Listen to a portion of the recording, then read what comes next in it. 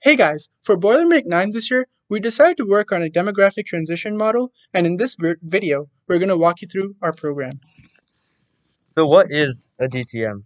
A DTM focuses on the historical population trends of two demographic variables, birth rate and death rate. These two variables play a role in the economic and human development within a country. Specifically, there are four stages each country goes through.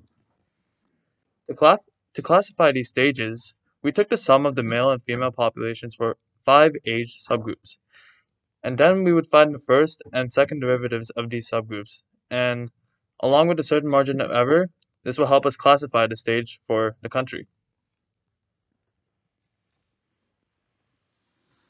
We built this project using Python, and the IDE that we used was PyCharm. I'm going to walk you through the GUI aspect of the project.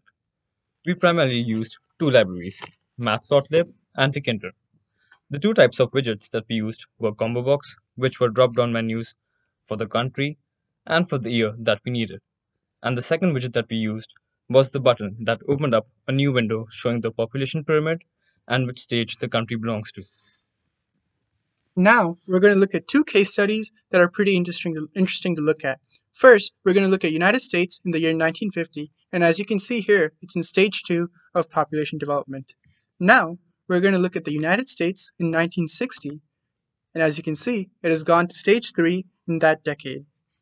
Now, if you go to 1980, we can see that it has gone to stage 4, and in 2020 now, we're going to see that it's still in stage 4 of demographic development.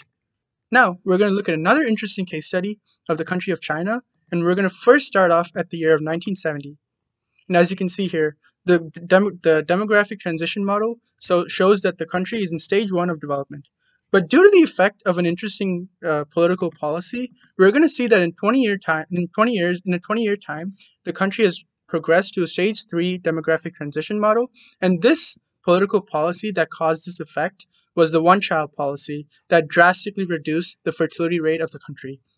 Now, we're going to discuss some of the limitations of this project, and we're going to start off by talking about how we're only able to demonstrate 5 working case studies as of now. As you can see in our program, we were only able to demonstrate the countries US, UK, China, Russia, and India, and we're hoping to demonstrate more countries in the future.